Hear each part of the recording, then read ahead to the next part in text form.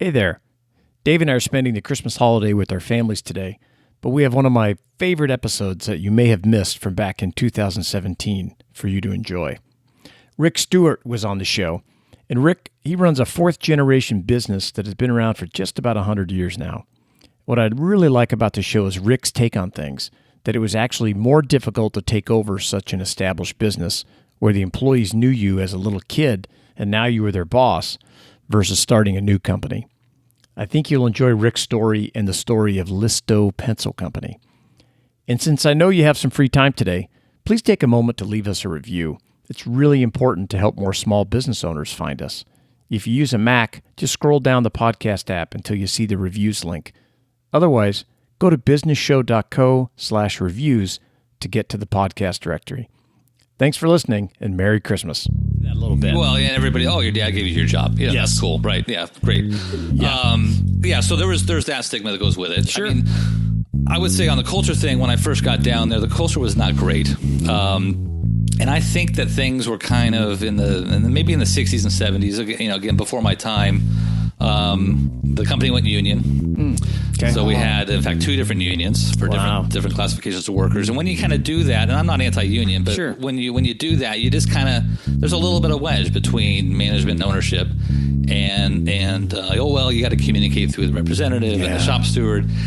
And it was never really a great thing. We had a strike in the early 70s, during mass wage, change and inflation. It was a difficult time for everybody. Okay. Yeah.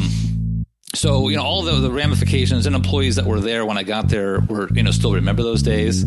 And, okay, here comes the owner's kid. Yeah, that's, of course. And I'm going like, okay, so that's, again, that stemmed that 5-year, time to kind of really learn. Yeah, in hindsight, that seems like a really smart thing to do. Smart thing. It was just, it was a trust building. The Small Business Show, episode 101 for January 11th, 2017.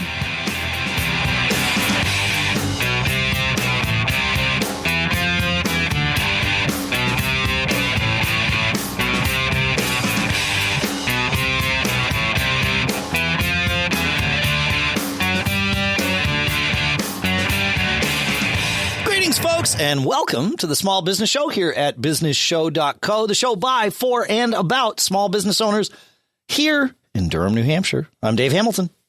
And in Concord, California, I'm Shannon Jean. How are you, Dave? I'm doing okay. I was at CES last week out in Las Vegas, and I wore my throat raw, but I think it actually was a little bit of trade show SARS or whatever that turns into. But I think I'm okay. It's very mild. It's your back and your throat are always the what pay the price after that show. The bottoms of my feet too. Yeah. But cool. it was good. I got to actually meet a lot of interesting people, and that's sort of the point. It all worked out. I love that. Yeah, that's cool. It's good I love for that business. show. Yeah, cool. Well, it's episode 101. It's like a start to the new year. Good time to do that. And today we're joined by a good friend of mine, Rick Stuart from Listo. How are you, Rick?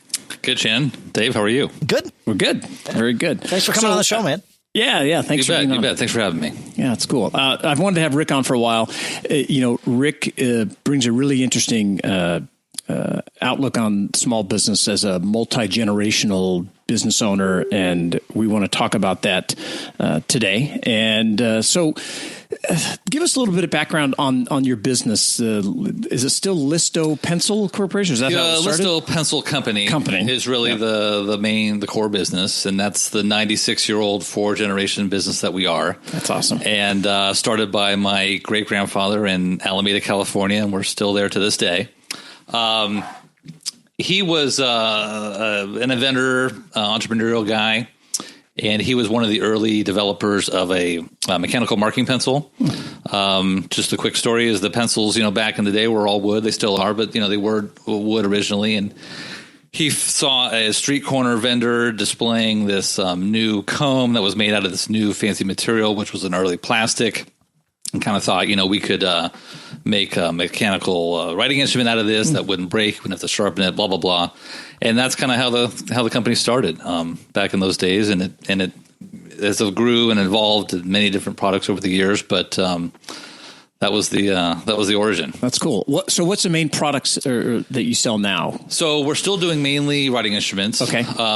We don't do any mechanical pencils like you'd find in schools or Staples or Office Depot. We do a line of marking pencils, we call them. They're really markers, and it's kind of like a crayon-based, like a wax-based writing material, but mechanical and refillable. Okay. And we sell that into a number of different industries. But that was a product that was launched in the mid-'40s that we still make basically the same way. That's awesome. And at that time, it was built, it was designed for heavy industry, shipbuilding during World War II. We got into grocery business, a bunch of different stuff that kind of really launched the firm. And so when you say like heavy industry, it's like writing on steel and different things? So our tagline with this thing is it'll write on anything. Okay. So we can write on glass, we can write on metal, we can write on foil, paper, of course, whiteboard, all those kinds of things. And so our the company has evolved to go into so many different little niche industries over the years. It really gets pretty wild and pretty fun. Yeah, that's cool. That's a great story. The longevity. I love it. What I like is what kind of hit me at first blush is we talk to a lot of business owners, and so many of them, Shannon and I included, have businesses that are rooted or at least dependent upon modern tech. And our products are often just modern tech. And so here we're talking, to you, you've got this business that creates something that everybody still needs, or at least a lot of people still need. And it thrives and all of that. But it's just fascinating that you have this product that was created in the 40s. That's awesome. And we're the opposite of modern tech, right? Right. We're about as low tech as it can get. That's it. Yeah. And that's been a quandary for us for years. I remember hearing stories of my dad talking to his dad, saying, "Oh my gosh, grocery business, there's this new thing called a price tag coming out. What are we going to do? This is going to kill us, And awesome. Yeah, and so we need to figure this out. And so we still kept the grocery ties, and we did a lot of work like in the butcher area, right? Because they're still marking on butcher paper or something like that.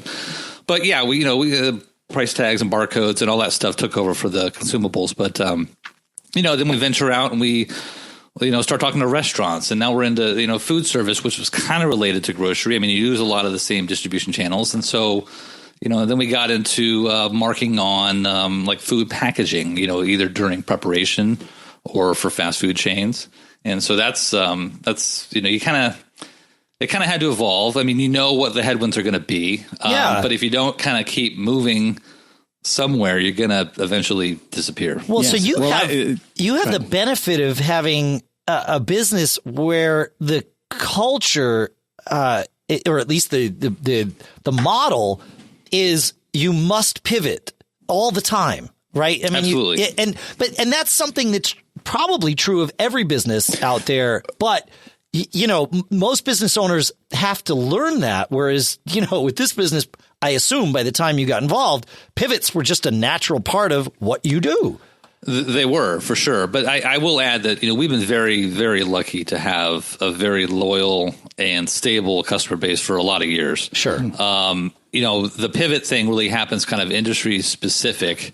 And then from there, you just kind of, we rely a lot on our distributors to help us kind of get product out to people that they think that could use it. Yeah. And so luckily, those are the relationships that have helped us kind of make that pivot, even though, we internally, maybe we kind of steer the ship and then let it kind of go where it goes. Of course. Yeah. You follow the world.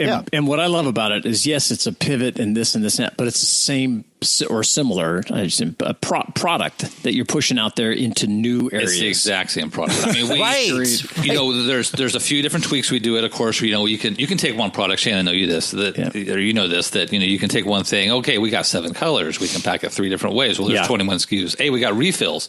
Then we got 3 packs of that and 7 colors. So next thing you know, you have a 50 SKU line on one thing. So it's kind of cheating, but it's a way to kind of make it look a little more full.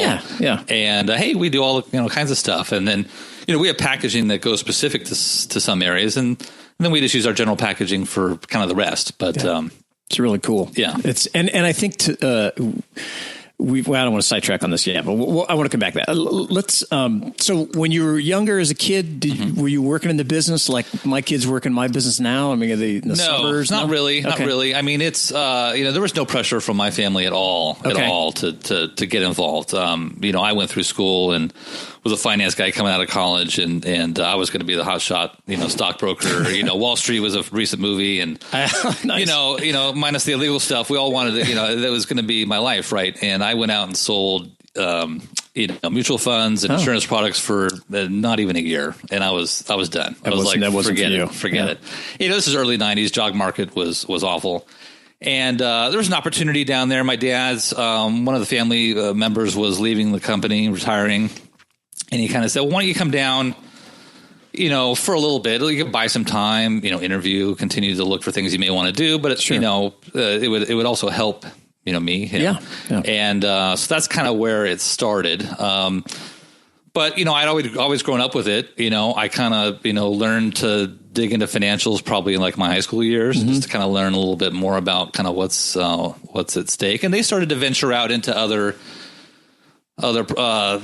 processes. We did injection molding and metal stamping and all these kind of in-house operations, and we started to sell machine time to run other people's jobs, just to diversify the product line a little bit. Sure. And so we had a lot of things kind of going on around that time when I got down there. Okay. And it was a little bit of a cluster in a way. I mean, we had kind of lost some focus on our own flagship line, and we're spending a lot of time trying to build a business that was very competitive and moving offshore. And so we kind of had to, there was a crossroads coming, and we were kind of trying to figure out, well, what does that look like, and who's going to do it? Yeah.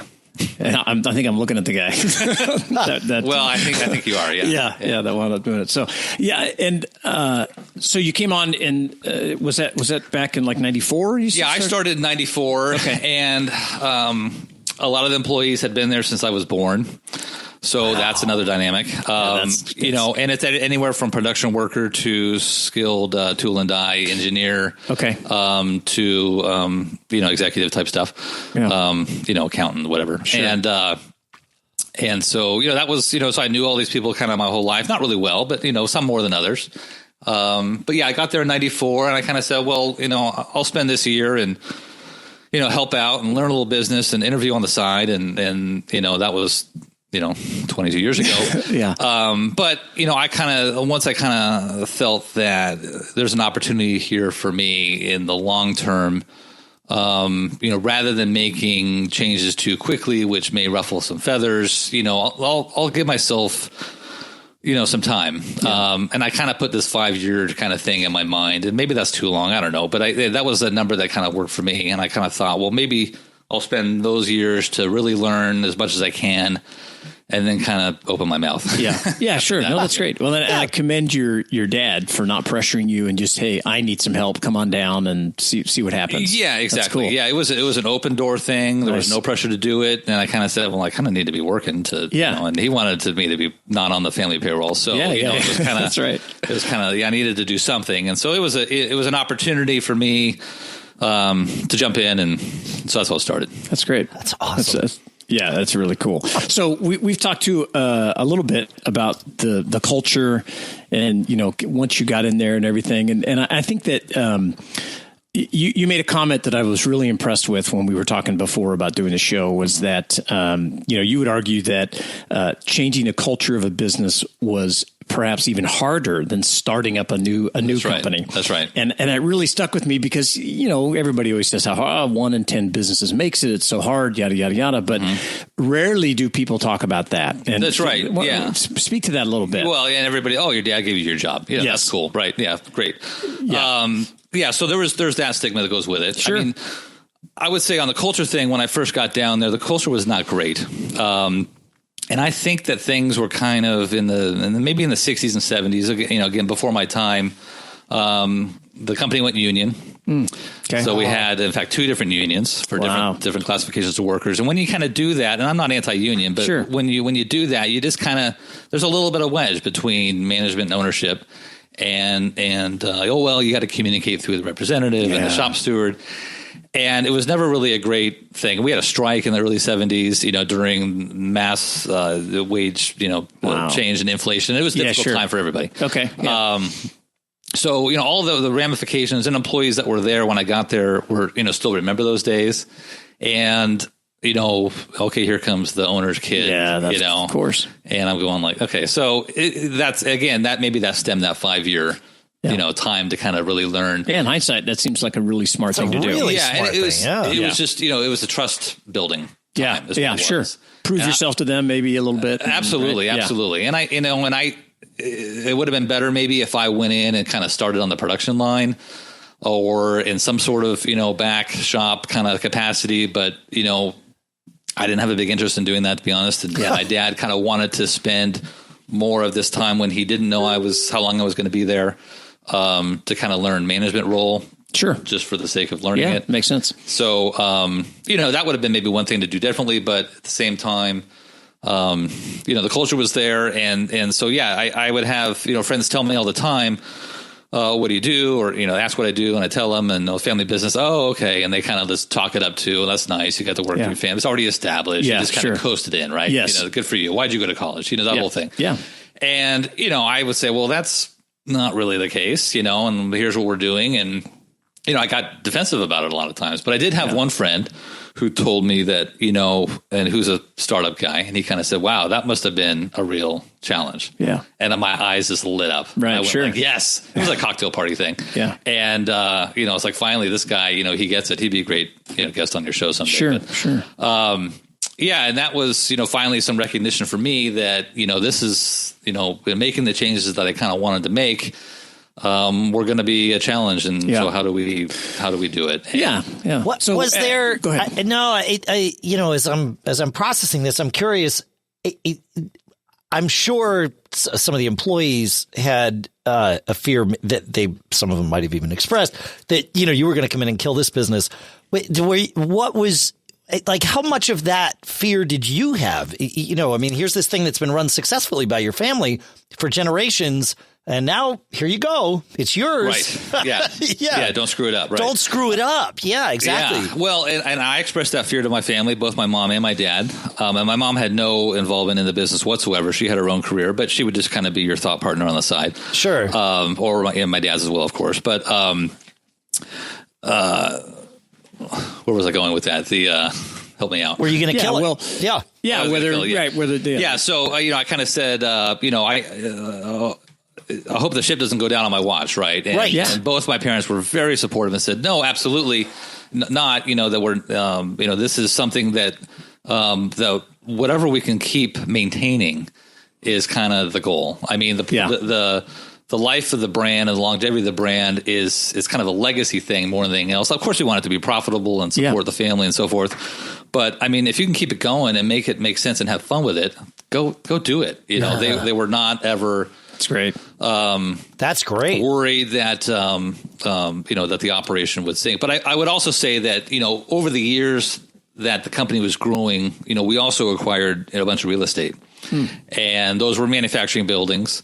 3 of them that we developed in Alameda, and also 12 residential apartments. But no, was this all around the same area? All around the plant. In fact, the apartments were they were employee housing originally. Oh, wow. Yeah, I mean, we were like our own little coal mining. How many employees? How many employees do you have? At the peak, we probably had about 50. Okay. And then through automation and streamlining of processes, we have dwindled down. When I got there, it was maybe in the high teens, 17, 18, somewhere in there. And but yeah, so we had the hedge of the real estate stuff that we were kind of as we vacated a few buildings, we'd redevelop it and repurpose it and lease it. Yeah.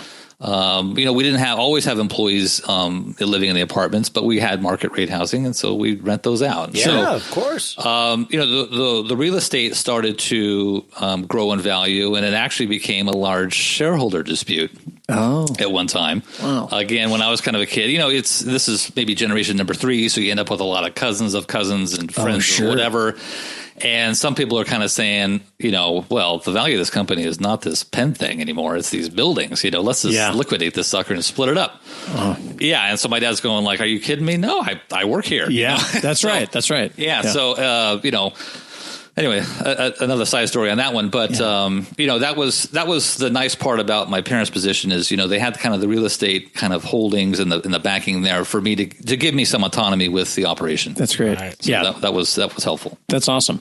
I mean, it sounds like you have you have developed this foundation. We always talk about side revenue and income and stuff too. On the show, and so that sounds like they worked out well. Now, you mentioned to me did you wind up splitting off parts of the business? We did. So, moving into the early 2000s, it was clear that, the control of the operations kind of was being handed over to me. Yeah. And my dad kind of designated me president, kind of the one board meeting one day. And kind of said, here you go.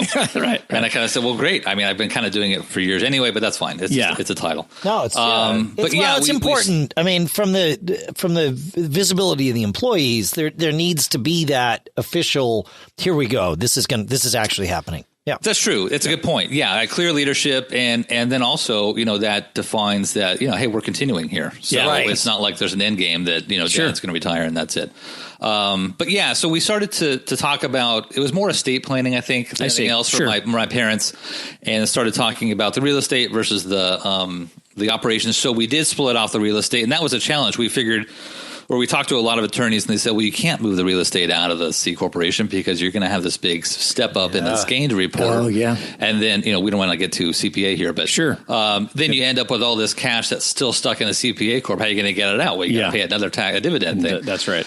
So, we met with a couple of attorneys. We're getting ideas. And this one attorney said, well, don't move the real estate out of the corporation. Move the manufacturing out of the corporation. Oh. And I went duh. Yeah. So, what a great lesson. I know. So in 2008, I started a new company and purchased from the old company Listo pencil. Nice. And the name, the brand, all the packaging, the inventory, the receivables, the payables, the whole 9 yards. Got it. And that's brilliant. And we got a valuation done. And the valuation people said, okay, well, it's we think it's worth this. And of course, we tried to get it as low as possible. My parents kind of wanted to give me a fairly good deal. Sure.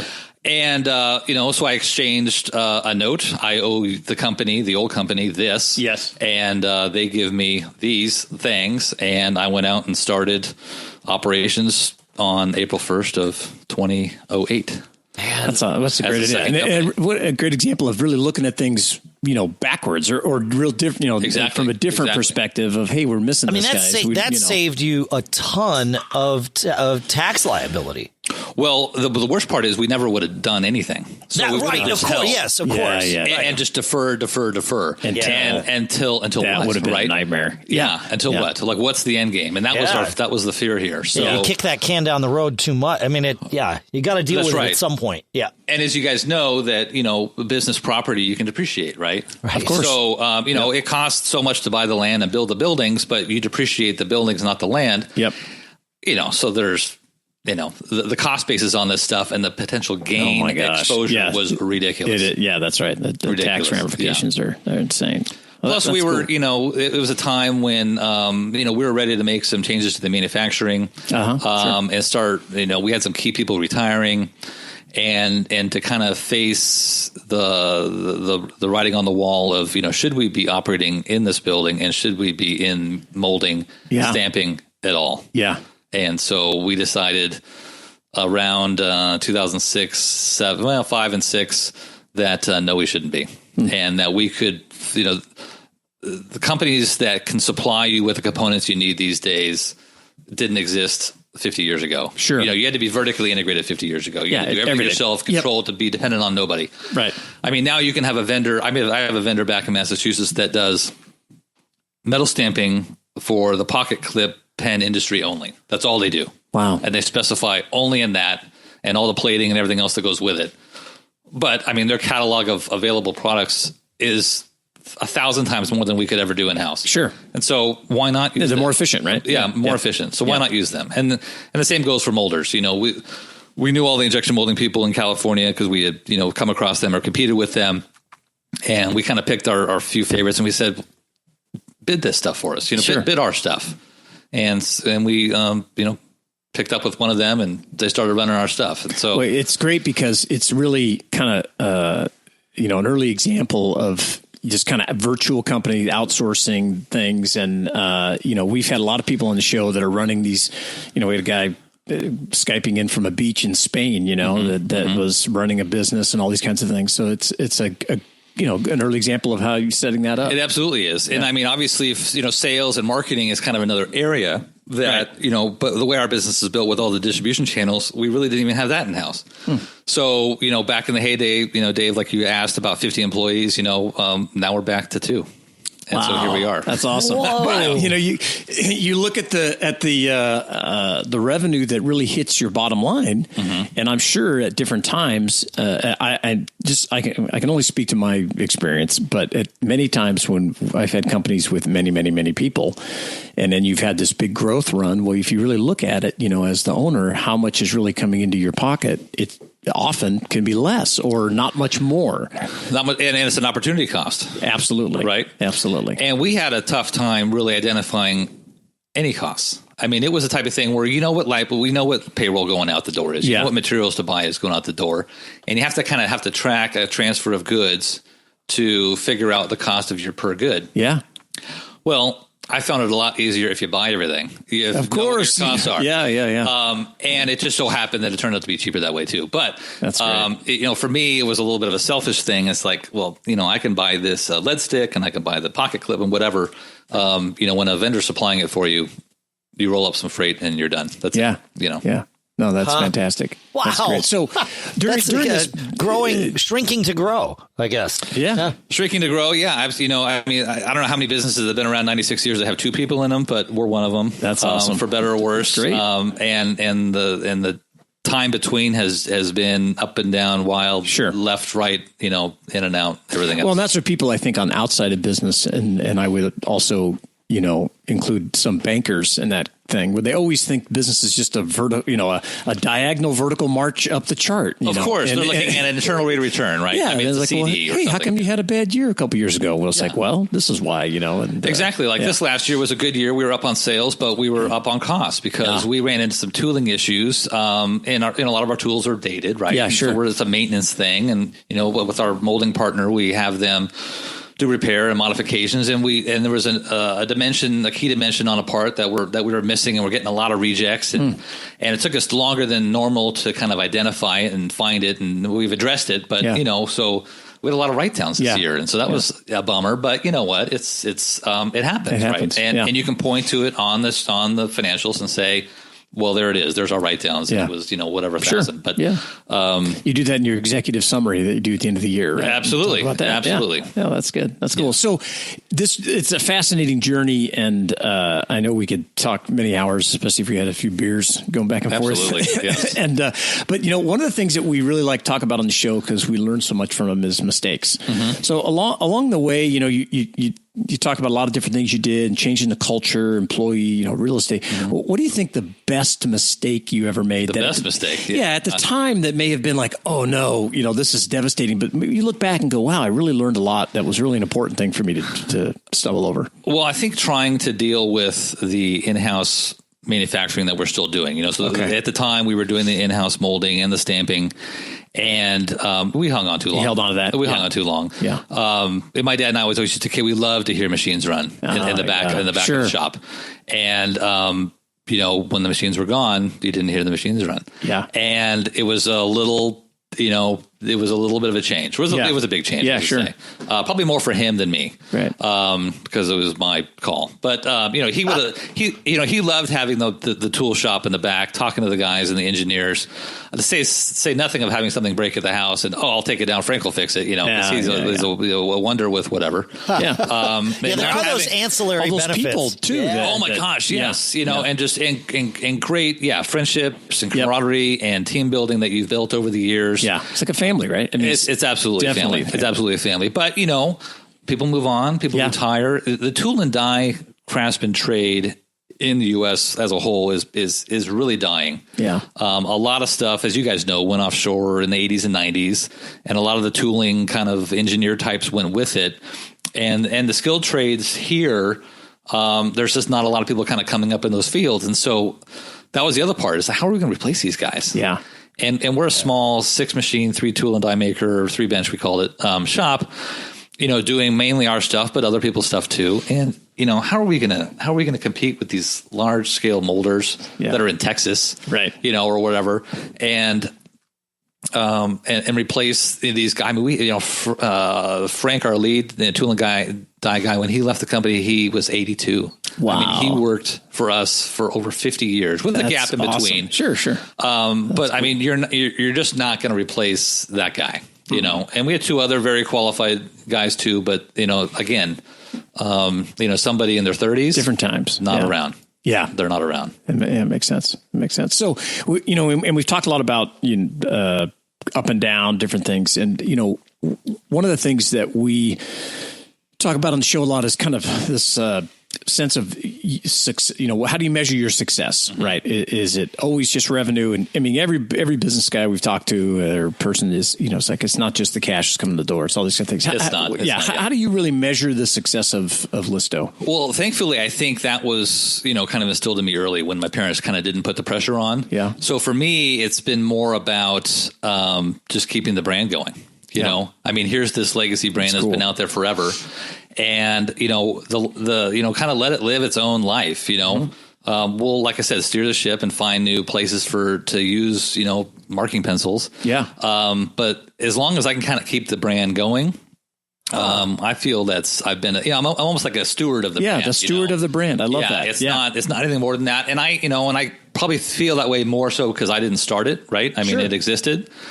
But who knows what happens to the brand after me? Do any of my kids have an interest? We'll see. They're still young, but I wouldn't be opposed to one of them kind of taking it and run with it. Or if none of them had an interest, then passing it off to somebody in the industry that I know.